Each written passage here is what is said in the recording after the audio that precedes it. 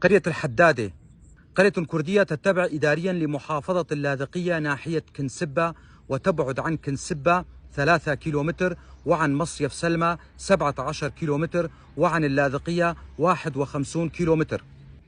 يعمل سكانها بالزراعة والتجارة وتربية المواشي، وعدد سكانها أكثر من 500 شخص.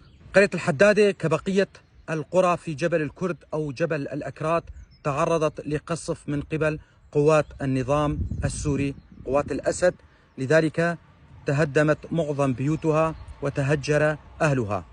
هم بحاجة إلى مساعدة، لذلك أناشد حكومة إقليم كردستان العراق والإدارة الذاتية لشمال وشرق سوريا وكافة الأحزاب الكردية والكرد من أصحاب رؤوس الأموال بمد يد العون والمساعدة لأهلنا هناك.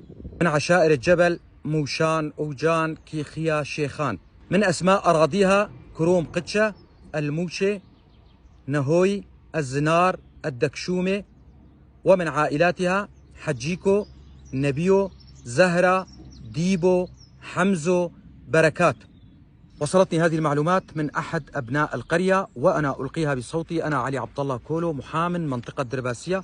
أتمنى كما يتمنى كل الكرد الناطقين بالكردية أن يتعلم أهلنا في الجبل لغتهم الكردية، وأن يعلموها لأولادهم، وأن يسموا أولادهم بأسام كردية، فلغتنا الكردية كبقية اللغات هدية من الله، وعلينا أن نتعلمها. دمتم أهلنا في قرية الحدادة.